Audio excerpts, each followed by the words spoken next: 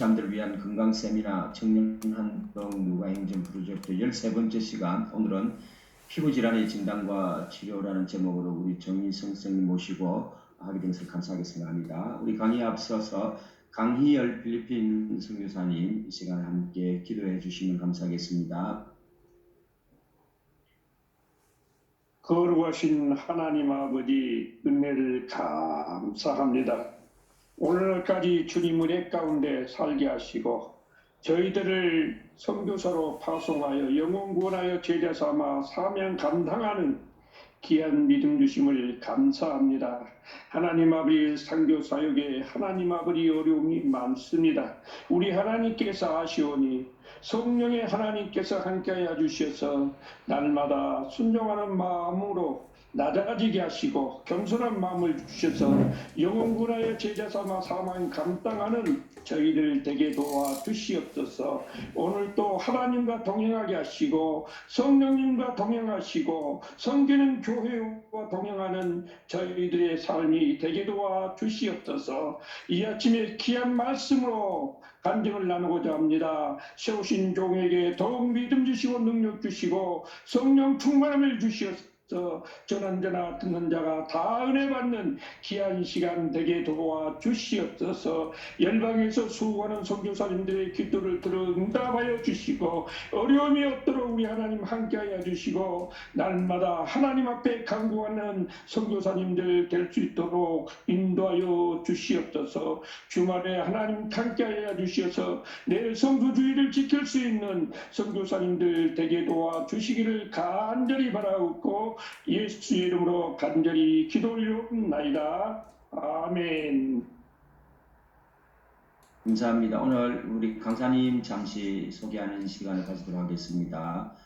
오늘 우리 강의해 주실 강사님은 정의성 선생님이십니다. 피부질환의 진단과 치료, 2012년 한동대학교 생명과학부 상담심리학과를 졸업하시고 전북대학교 의대 의학전문대학원, 전북대학교 병원에서 인턴을 하시고 2018년부터 21년까지 전북대학교 병원 피부과 수련을 하셨습니다. 현재는 전북대학교 병원 피부과 전임의로 귀한 사역을 하고 계십니다. 오늘 피부질환의 진단과 치료에 대해서 귀한 강의해 주시겠습니다. 이 시간 선생님 나와 주십시오.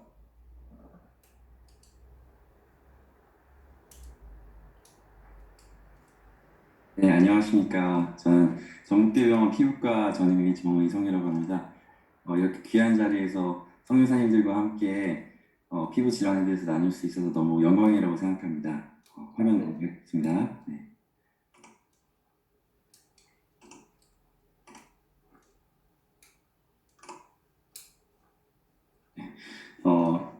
소개 선교사님께서 해주셔서 너무 감사합니다. 제 이름은 정의성이고요. 이미 다 말씀해 주셔서 넘어가고 제 사명이라고 생각하는 부분은 이제 사도행전 1.8절 말씀 너무 잘하시는 그 증인이 되는 삶을 살고자 하는 그런 사명이 저에게 있다고 생각하고 제가 좋아하는 말씀 몇 가지 적어봤습니다. 일단 피부 질환에 대해서 이제 간단하게 말씀드리고 싶은데요. 이 피부를 이해하기 위해서는 먼저 구조를 조금 알아야겠죠. 그래서 간략하게만 말씀드리면 일단 피부라고 말을 하면 여기 표피층과 진피층이 있습니다. 그래서 표피, 진피를 이제 피부라고 말을 하는데 좀 더 확장을 하면 그 진피 아래에 있는 층까지, 여기 지방층까지 이제 피부를 조금 포함하는 개념도 있습니다. 그래서 여기 표피가 이제 우리가 흔히 말하는 껍데기, 이 층도 5가지 층이 나눠져 있는데요. 너무 자세히까지는 안 가고 진피층에 우리가 알고 있는 뭐 여러 가지 헤어 폴리클이라고 이제 모낭 구조들과 땀을 분비하는 이크라인 글랜드와 아포크라인 글랜드가 이렇게 있고요. 그리고 세베이시어스 글랜드라는 피지 분비를 하는 그런 구조들이 여기 있고 혈관들, 신경들이 이렇게 있다고 생각하시면 되겠습니다. 그래서 이제 어쩔 수 없이 기초부터 말씀을 드려야 됩니다. 피부과에서 가장 중요한 건 시진입니다. 시진. 그래서 먼저 관찰을 유일하게 이제 다른 과들과는 좀 다르게 거의 시즌으로 진단을 많이 합니다. 그래서 이 피부 병변을 묘사하는 게 굉장히 중요하겠죠. 그래서 보시면 이제 매큘이라고 해서 반인데요. 이렇게 보시면 올라와 있지 않고 색깔만 변화되어 있는 것을 반이라고 합니다. 여러 가지 질환이 있어요. 그리고 또 파퓰이라고 해서 구진인데요. 죄송해요. 반점이에요. 반점. 구진은 이제 색깔 변화도 있을 수 있지만 튀어 올라오는 거예요. 약간 살짝 작게 튀어 올라오는 것을 구진이라고 하고요. 여러 가지 질환들이 있어요. 그렇죠? 이 사마귀, 뭐 이제 피부암 이런 것들도 있고요. 플래크라고 해서 이제 판 형태로 이 구진이 커지면 이제 또 이렇게 판 형태로 나타나고 대표적인 게 이런 건선 같은 질환들이 있고 이게 건선이죠. 이제 비강진 계열의 이 질환들, 퍼스츄라고 해서 이제 이렇게 이렇게 농이 찬 거죠 안에, 그렇죠? 퍼스츄. 그래서 여러 가지 이런 질환들, 특히 감염성 질환 때, 세균성 질환 때 이렇게 퍼스츄 양상으로 보일 수가 있겠습니다. 노즐은 이제 결절로서 이렇게 퍼스츄 아까 플래크 양색보다 훨씬 더 큰 거예요. 그래서 이제 대표적인 암들이 대부분 이렇게 보이고 이런 혈관총, 그렇죠? 이런 것들이 있고 베시클은 이제 잔물집이라고 하는데요. 크기가 작은 물집들을 말을 하고요. 그래서 우리가 흔히 아는 대상포진 있죠. 단순포진 이런 것들이 있습니다. 그래서 휠이라고 하면 우리가 아는 두드러기가 대표적이에요. 그래서 아까처럼 올라와 있는데 일시적인 현상을 말을 해요. 그래서 올라와 있다가 대부분 하루 안에 없어지는 현상, 그런 걸 휠이라고 하고, 두드러기 안에 이런 피부 묘기증, 피부 그림증이라는, 왜 우리가 여기 하이라고 써져 있죠? 이거는 긁은 거예요, 손가락으로 이렇게. 그랬더니 보통 5분에서 15분 안에 이렇게 팽진이라는 휠이 잠깐 올라왔다가 사라지는 경향을 볼 수가 있습니다. 또 이제 2차 피부 병변들을 보시면 스케일이 있는데 이렇게 이런 거를 스케일이라고 해요. 이렇게 따라서 이런 양상을 보면 이제 손습진에서도 보일 수 있겠지만 보통 이런 것들이 이렇게 마진을 따라서 있을 때 보통 이제 이런 진균 감염, 우리 흔히 아는 무좀 그런 양상을 생각해 볼 수가 있겠죠. 저희가 여기서 긁어가지고 검사를 합니다. 딱지죠, 딱지. 크러스트는 딱지라고 하는데요. 보통 염증이나 감염 질환들이 있는 다음에 생기는 병변들을 딱지라고 해요. 이모션은 이렇게 까진 현상.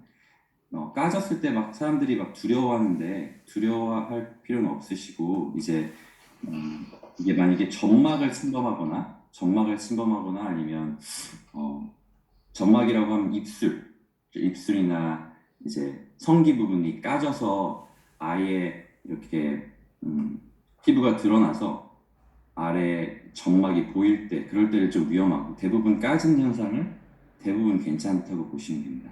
이런 깊은 얼서, 그러니까 궤양은 주의해야겠죠. 이런 데는 조직 검사 같은 거 해봐야 합니다. 이거를 정리한 표고요. 그래서 참고하시면 될 것 같고, 사실 피부 질환이 너무 많아서 제가 10분, 15분 안에 강의하기에는 사실 의과 대학생들도 불가능합니다. 이걸 다 하기에는 불가능하고, 제가 그 중에서 한 가지 오늘 꼭 아셔야 될 것만 3가지 질환만에 대해서 말하겠습니다. 그래서 그 중에서 바이러스 감염 피부 질환인데 거기서 단순포진, 대상포진, 수두 이 질환만 오늘 꼭 선교사님들께서 알고 가시면 좋을 것 같아요. 그래서 일단 단순포진 같은 경우는 우리가 잘 알죠. 그 herpes simplex virus라는 감염인데요. 1형과 2형으로 나눠져 있고 1형은 입술에, 2형은 성기에 생긴다고 생각하시면 됩니다. 그래서 여러 가지 원인들이 있지만 결국엔 면역이 좀 떨어졌을 때 그리고 햇빛을 많이 봤을 때 생길 수 있다고 생각하시면 되고 이 피부를 여기 있는 피부과를 보셨으니까 피부를 보시는 게 제일 중요해요. 그래서 선교사님들 여기 보시면 여기 홍반성 기저부가 있죠. 보이시나요? 홍반성 기저부. 그러니까 홍반이 이렇게 이건 아까 반이라 그랬죠. 반점 넓게 있는 거예요. 있고 그 위에 군집된 물집들이 이렇게 있어요. 그죠? 이게 굉장히 특징적이에요. 그래서 이 모양을 잘 기억해 놓으시고 그리고 증상이 가려움증과 자결감이 이 정도예요. 그러니까 막 통증이 있다고 말하지 않고 약간 따가워요, 아니면 좀 가려워요, 최근에 피곤했어요 이런 말들을 많이 하시고요. 그리고 위치 분포도를 아는 게 굉장히 중요해요. 그래서 입술을 보시면 여기 위쪽에도 이렇게 군집돼서 생긴 경향이 있죠. 요거는 지금 물집이 생긴 다음에 여기 물집 있죠, 보이시죠? 물집 보이시고 홍반성 기저부가 이렇게 있어요. 그죠? 여기에는 이렇게 딱지로 변한 이유는 물집이 생기고 보통 그 농포, 아까 퍼스츄얼 말씀드렸죠? 그 농이라고 농포, 그거로 변하고 딱지로 보통 변해요. 그래서 그 경과를 아시면 이 단순포진을 진단하는 크게 어렵진 않으세요. 요거는 HSP 헤르페스 바이러스가 점막을 침범했을 때 이렇게 생길 수도 있어요. 이런 식으로. 입술이 가장 흔하다. 그걸 기억하시고 또 흔한 부위는 이 청골 부위인데 엉덩이 쪽에 이렇게 자주 와요. 그쵸? 엉덩이 쪽에 홍번성 기저부에 이렇게 군집되어 있는 물집이었는 여기 물집인데 여기는 이제 아까 농포로 변했다고 했죠. 그래서 이 환자가 시간이 지나면 이렇게 변하는 거예요. 이쪽으로 왼쪽에서 오른쪽으로. 그리고 통증은 그렇게 심하진 않아요. 근데 자꾸 재발해요. 내가 피곤하거나 힘들면 재발하는 경향이 있어요.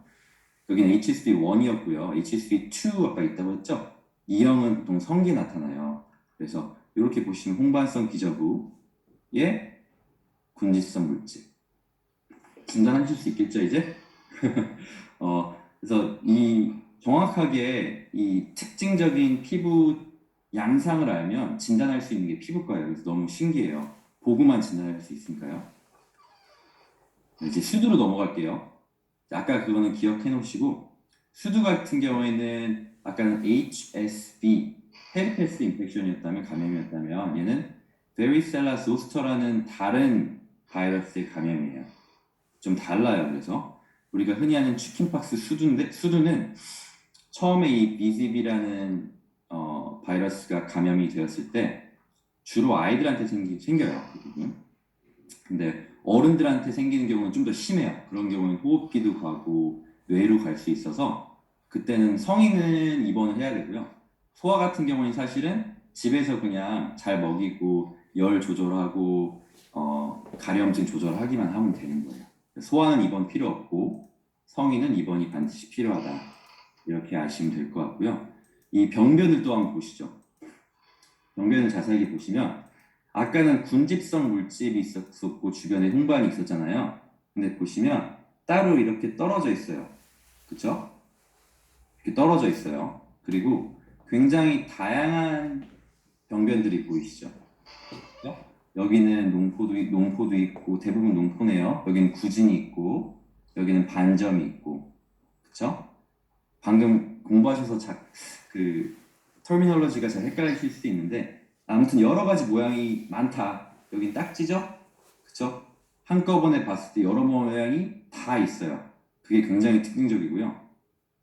보통 아까는 헤르페스 같은 경우는 입술이랑 엉덩이랑 성기가 많다고 그랬잖아요. 수두 같은 경우에는 발진 양상이 어떻게 되냐면 이 얼굴에서 시작하는 경우가 많아요. 혹은 몸통. 그래서 밖으로 번져요. 그거를 아셔야 돼요. 그 양상. 그쵸? 그리고 보통 가려워하거나 열이 있을 수 있어요. 발열은 많이 흔하진 않아요. 어쨌든 가려움증이 좀 더 특징적이다. 보시면 하나의 물집 있죠. 그쵸? 하나의 물집이 있고 홍반이 이렇게 둘러싸여 있을 때 처음에는 보통 구진으로 이렇게 시작해요. 보이시죠? 구진? 이거를 약간 튀어나와 있는 점을 구진이라고 해요. 그래서 구진으로 시작해서 점점 번지면서 물집으로 변하고 물집이 더 커져요. 이렇게. 얘가 농포로 변하고 딱지로 이렇게 변하는 거예요. 보이시죠? 네. 그래서 이거를 보고 이건 수두다. 검사를 안 하고도 알 수 있어야 돼요. 그래서 이 질환, 이거는 이제 성인한테 나타나는 그 수두 질환이고요. 그래서 환자가 처음에 이렇게 왔을 때 저희 병원에 이렇게 와요. 그럼 굉장히 헷갈려요, 사실은. 이때는 제가 봐도 이거는 굉장히 헷갈리는 병명인데 조금 이틀이 지났어요. 이틀이 지났더니 확 심해졌죠. 그렇죠? 이런 뭔가 이상한 거예요, 지금 확실히. 보면 자세하게 들여다보시면 여기 물집도 섞여 있고 딱지도 있고 구진도 있고 다 섞여 있어요. 그리고 몸통이 전체적으로 아래로 번지고 있어요. 아래로. 팔다리로 쫙 번졌단 말이에요. 입원을 해서 이 환자는 치료해서 지금 이게 입원 대부분 치료된 케이스입니다. 그래서 이거는 시간이 지나야지 결국은 없어져요. 긁으면 절대 안 돼요. 흉터가 생기기 때문에. 이 환자도 같은 환자인데 내원했을 때 굉장히 애매해요. 이렇게 하면 이틀 뒤에 이렇게 변해요. 그죠? 확실히 심해지죠. 딱지도 있고 굉장히 다양한 병변이 한 번에 보인다. 아, 그럼 수두일 가능성이 굉장히 높겠구나. 먼저 생각을 해보셔야 돼요. 자, 마지막으로 대상포진입니다. 그래서 이제 단순포진 수두는 이제 진단하실 수 있겠죠. 네. 대상포진을 한번 볼게요. 대상포진도 이제 사실 선교사님들이 제일 아셔야 될 부분 중에 하나예요. 왜냐하면 굉장히 제일 흔해요. 60세 이후부터 급격하게 많이 발생하고요. 왜냐하면 면역 저하와 굉장히 연관성이 높아요. 수두 질환 때 아까 VZV라는 베리셀라 조스터의 감염, 초감염이라고 말씀드렸는데 이거는 수두의 같은 바이러스가 신경절이라는 이 신경에 이렇게 숨어 있는 공간이 있어요. 거기에 숨어 있다가 이게 재감염이 되는 거예요. 면역력이 떨어졌을 때. 그래서 굉장히 특징적인 것은 통증이에요. 칼로 찌르는 것 같은 통증, 바늘로 콕콕콕 찌르는 것 같은 통증이 있다 이렇게 말을 하시거나 아무튼 통증이 없으면 대상포진이 아니라고 생각하시면 돼요. 통증은 100% 있어요. 그래서 물론 이제 면역 저하자로서 이제 강한 마약성 진통제를 드시는 분들은 예외지만 아무튼 통증은 있다고 생각하시면 되고 또 하나의 특징은 신경절을 따라서 생겨요. 신경절. 이게 무슨 말이냐면 대부분 일직선이라는 소리예요. 보면 왼쪽은 없고 오른쪽에만 병변이 있죠. 그렇죠? 그리고 이렇게 띠를 따르듯이 이렇게 생겨요. 띠를 따르듯이. 그래서 처음에는 여기서 생겼다가 띠를 따르는 것처럼 이렇게 가시는 거 보이시죠? 이거를 보고 또 아까 단순포진처럼 홍반 기저부에 군집된 물집들이 있어요. 이렇게 보시면 홍반성 기저부에 군집된 물집들이 있죠. 근데 이게 한 군데만 있고 통증이 없으면 단순포진이겠죠. 그쵸? 근데 이게 번져요. 이렇게 띠 모양을 두르면서 그러면 이거는 대상포진일 가능성이 높고 이게 통증까지 있으면 이건 대상포진이다. 보통 이것도 검사를 하긴 하는데 이거는 증상만 보고 피부 이 증상만 보고 시진으로 진단을 하는 거예요. 그래서 오른쪽도 보시면 이렇게 띠를 두르듯이 군집성 물질들이 있고 얘네들이 나중에 농포, 딱지로 변해요. 그래서 여기서 이제 위험한 상황들은 언제냐면 이렇게 얼굴에 생기는 경우예요. 얼굴. 왜 그러냐? 얼굴에 생기면 반드시 입원을 하셔야 돼요. 뇌 쪽인 그 두피 쪽이나 그걸 기억하세요. 그래서 대상포진이 만약에 통증이 한쪽으로 있고 콕콕 쑤신다. 그리고 구토나 막 어지럽고 그렇다. 그러면 반드시 입원해서 치료를 하셔야 되는데요. 눈 쪽을 침범할 수 있기 때문에 여기 눈 신경을 침범할 수 있어서 이제 정말 운이 안 좋으면 시력을 소실할 수도 있어요. 그리고 이쪽 귀를 침범했을 때도 조금은 조심해야 되는 게 이제 람세이 헌트 증후군이라고 해서 얼굴 신경을 침범하는 경우는 반쪽이 마비가 와요. 마비가 와서 한쪽 그건 나중에 정말 오랜 시간을 거쳐서 호전이 되는데 어쨌든 눈 쪽을 침범할 때나 귀 쪽 침범할 때를 조심해야 된다. 코를 침범해도 눈을 침범한 하나의 사인이거든요. 그래서 코에도 병변이 있으면 눈에도 침범할 가능성이 높기 때문에 입원을 해야 된다라고 알고 계시면 될 것 같고요. 제가 오늘 준비한 건 사실 여기까지예요. 그래서 오늘 단순포진, 수두, 대상포진을 감별하는 그 세 가지 질환을 감별하실 수 있는 그런 강의를 좀 준비해봤고요. 오늘은 선교사님께서 그 질문을 해주시거나 하면 제가 질의응답하는 시간을 가지시는 게 더 좋을 것 같아서 여기까지 준비해봤습니다. 네. 질문 있으시면 해주시고, 혹시 그냥 선교사님들께서 지금 계시면서 내 피부 질환이 좀 궁금하다 이런 거 있으면 직접 저한테 지금 보여주시고 제가 진료까지는 아니더라도 도와드릴 수 있을 것 같습니다. 네, 네, 감사합니다. 우리 자유스럽게 성사님들 질문해 주시면 감사하겠습니다. 네, 김야희. 제가 지금 네, 안녕하세요. 저 이스라엘의 김야일인데요. 네. 말씀 너무 감사합니다. 너무 감사하고, 네. 네, 제가 대상포진을 한 두세 번을 제가 이렇게 걸렸거든요. 네. 걸렸었는데, 그러면 또 걸릴 확률이 또 있다는 얘기를 많이 들었는데, 그 백신이죠. 그 대상포진, 그거를 맞으면은 뭐 이렇게 안 걸릴 수 있는 그런 것들이 있는 건지 한번 여쭤보고 싶습니다. 네, 정말 좋은 질문 해주셔서 감사해요, 선생님. 일단 대상포진 접종 나이는 60세라고 아시면 돼요. 60세이고요. 미국 같은 경우에는 새로운 대상포진이 나와서 50세부터 접종하는 게 있긴 한데 어쨌든 저희 나라는 60세고 전 세계적으로는 한 번 맞으시면 되는데 그게 예방률이 나이에 따라서 10%씩 감소해요. 그래서 60세 맞으시면 70% 정도 예방을 할 수가 있고요. 이제 70세 맞으면 60%, 80세 맞으면 50%이 정도 예방을 할 수 있다고 생각하시면 돼요. 그리고 재감염도 가능하긴 하는데 흔하진 않아요. 근데 보통 한 7, 80세 이상의 면역 저하자분들, 예를 들어서 당뇨가 오랫동안 있으시다든지 신장 질환이 있으시다든지 아니면 항암 치료를 받으신다든지 이렇게 면역이 떨어지신 분들이 그런 분들은 뭐 1년에 5번도 감염되고 그런 경향이 있어요. 근데 대부분 건강하시고 그러면 보통은 재발은 흔하진 않아요. 네. 그래서 재발을 만약에 그 선교사님이 감염이 된 상황이었고 재발이 한다면 이것도 이제 아직도 레퍼런스에 따라 다 다르긴 한데 어떤 병원들은 6개월 뒤에 예방접종을 맞으세요 하는 병원들도 있고요. 1년 뒤에 맞으라는 분들도 계세요. 근데 최근 텍스트에 의하면 1년에서 2년 뒤에 맞는 것을 권고하고 있습니다.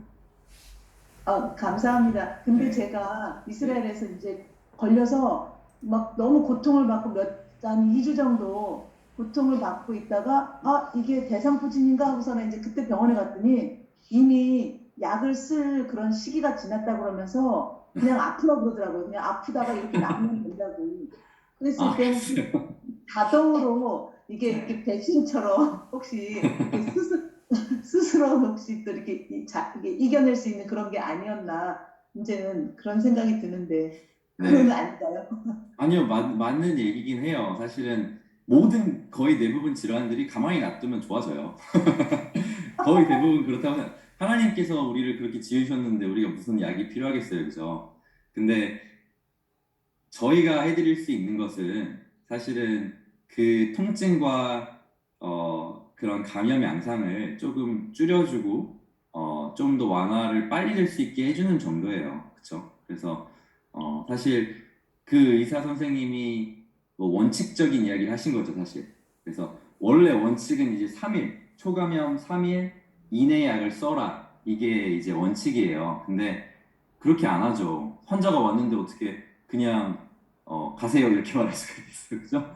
저라면 당연히 약을 썼겠어요. 그래서 환자가 원칙은 3일이지만 뭐 7일 뒤에 왔을지라도 보통 약을 써요. 항바이러스제 쓰고 진통제 쓰고 그렇게 하고요. 대부분 자연 치료가 되는 게 사실이긴 해요.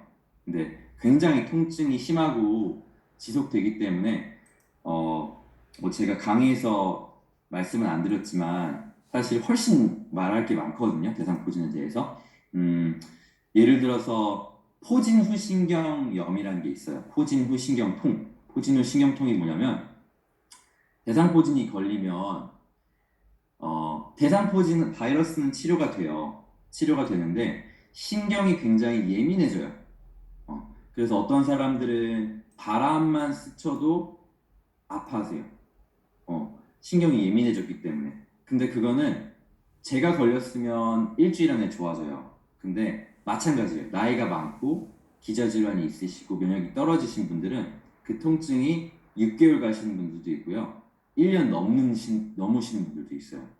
그래서 포진후 신경통이라고 해서 그거는 신경이 예민해졌기 때문에 신경통을 조절하는 약을 쓰셔야 돼요. 진통제와 함께 그렇게 쓰면서 조절을 하는 게 맞죠. 네, 그렇습니다. 감사합니다, 선생님. 고맙습니다. 네, 아닙니다.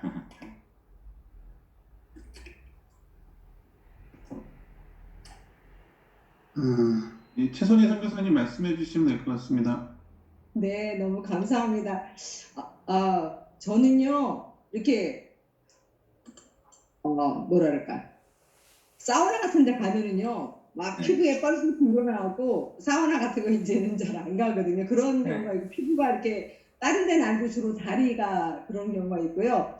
또, 과거에도 한번 제가 물어보긴 했었는데요. 이 혀가 제가 지금 아직도 이게 문제예요. 제가 작년 12월에 이제 코로나로 그 병원에서 한 3, 4주 치료를 받고 퇴원을 했는데요. 혀가 이게 갈라진 것이 나야 되는데 더 갈라지는 거예요. 그래갖고 김치라든가 무슨 매운 음식, 찌개 같은 그런 거를 전혀 못 먹거든요.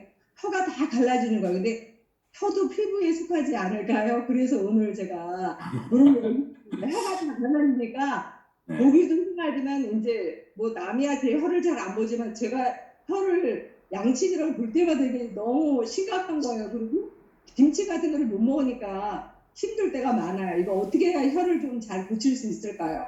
너무 어려운 질문을 해주셨네요. 네. 옆에도 갈라졌어요 다. 네, 그래요.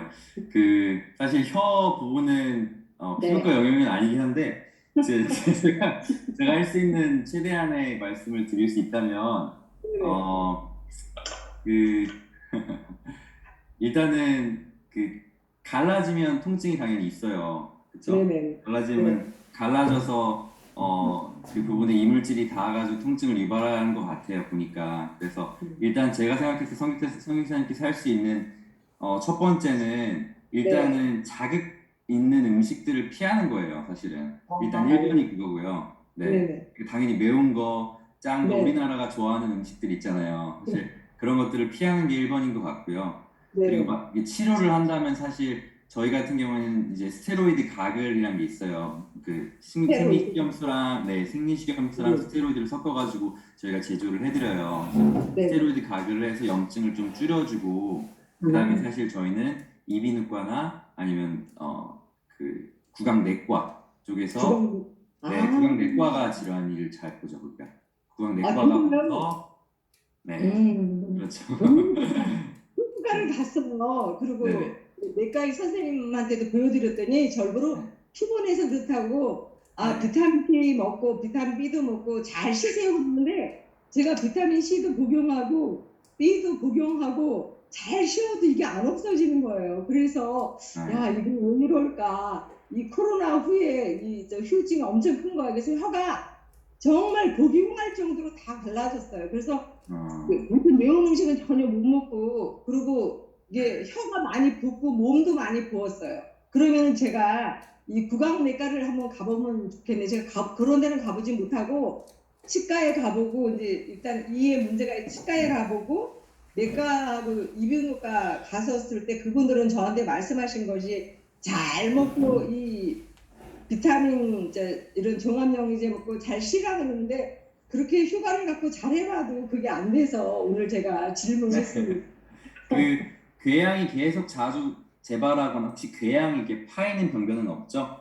그냥 갈라지는 것뿐이죠? 생각하면 보여드리는데요. 이렇게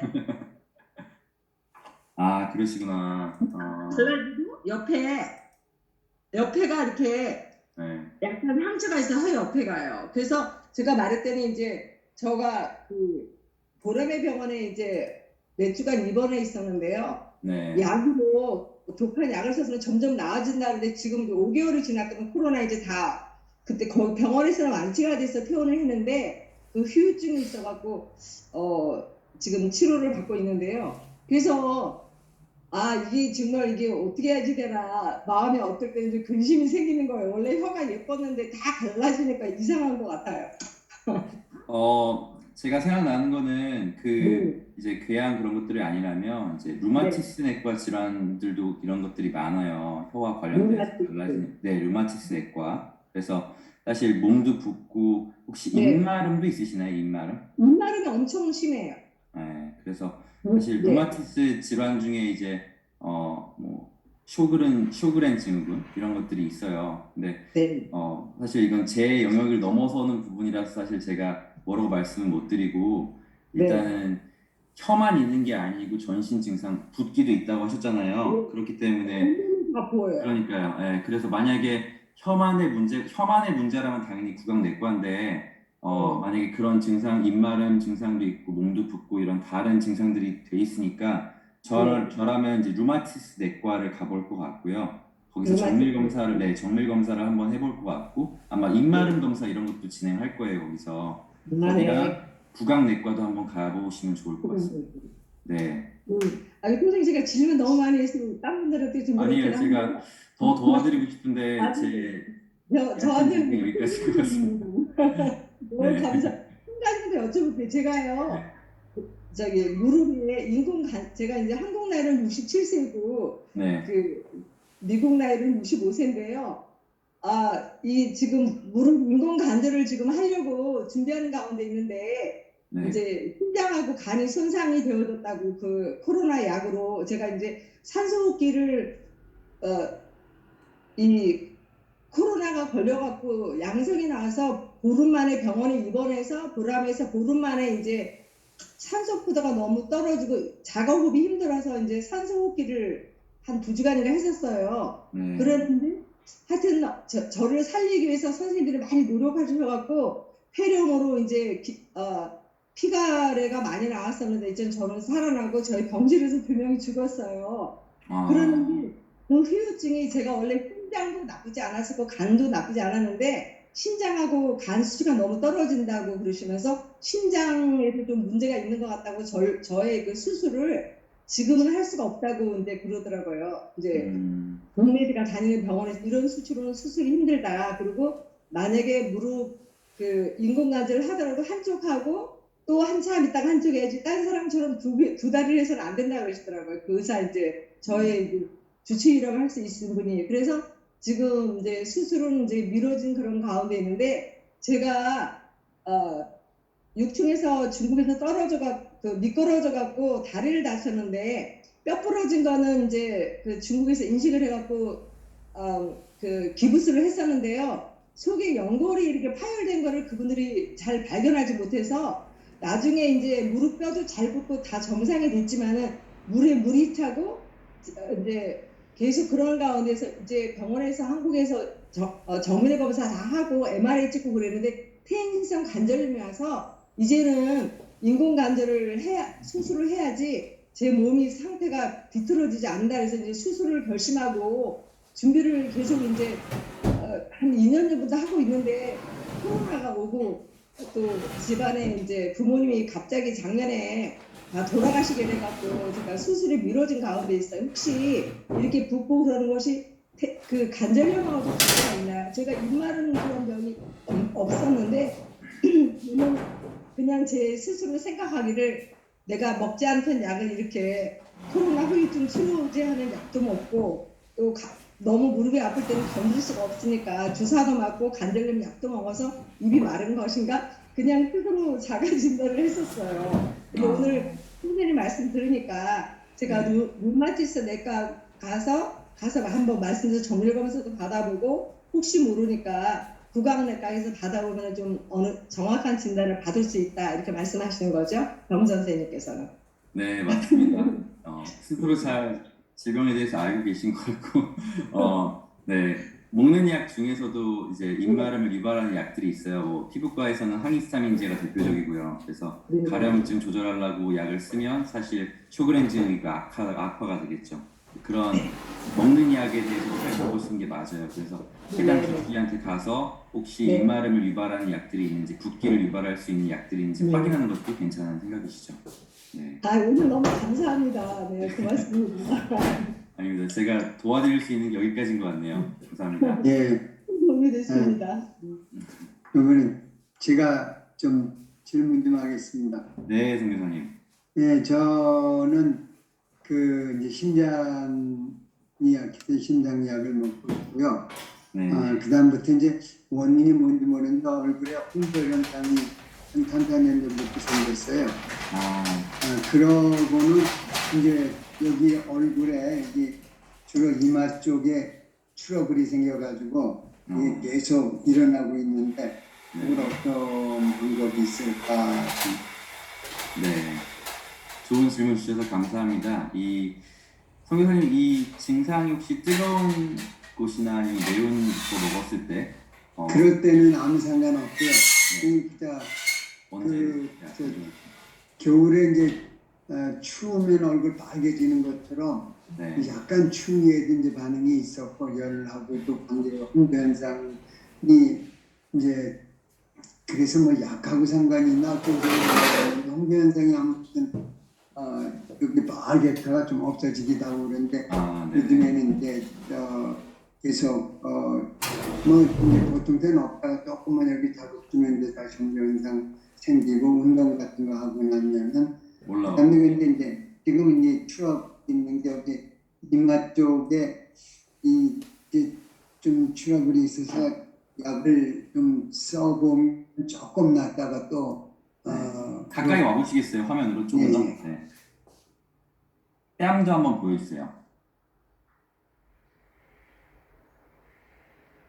네, 감사합니다. 네, 이 진단명은 뭐냐면요. 네, 그러니까 이것도 이제 추정 질환 진단명이 네, 그래요. 정확히 나오는데 네, 구진 농포성 주사라고 해서 이게 아마 안 보일 것 같은데 구진 농포성 주사라 그래요. 주사 피부염 주사라고 하는데 네, 그게 홍조 질환 중에 하나라고 생각하시면 돼요. 근데 네. 이제 여러 가지 악화 요인들이 있어요. 제가 이거를 이제 찍어서 나중에 보여드리고 싶은데 이거를 네, 보이시려나 모르겠네. 이렇게 하면 예, 예, 보입니다. 보이시나요? 예, 예, 이게 크기가 되나요? 네. 예, 예, 네네. 한번 보시면 이 홍조 질환에 이게 다 악화 요인들이 써져 있어요. 이렇게. 네, 네, 이걸 나중에 제가 사진을 찍어서 보내드리도록 할게요. 네. 네, 고맙습니다. 네, 보내드릴게요. 이게 제가 원래 네, 피부만 아니고 네. 신경이 굉장히 예민하거든요. 네, 네. 그래가지고 이제 피부도 마찬가지고 모든 이제 아주 굉장히 예민해가지고 잠자는 것도 깊이 이제 숙면을 못하고 여러 가지가 있는데 네. 이제 지금 저는 홍조도 홍조지만 이 트러블이 있는데 이걸 어떻게 약을 계속 피부 약을 발라야 되는 건지 이제 네, 사실 약을 제가 사실 바로 처방해드리고 싶은데 예. 이거를 어떻게 해야 될지 모르겠네요. 그 항생제를 쓰셔야 돼요. 미노신이라는 그래요? 항생제, 네, 미노사이클린이라는 항생제를 쓰셔야 되고, 제가 여기다가 치면 좋을 것 같아요. 미노사이클린 항생제를 좀 쓰시고, 그리고 바르는 약 중에서도 이제 혈관 수축해주는 약들이 있어요. 그런 예. 약들을 쓰셔야 되는데 제가 이렇게 드리면 거기서 처방을 받으실 수 있나요? 글쎄 처방을 네. 어떻게 해야 되나 모르겠는데 제가 뭐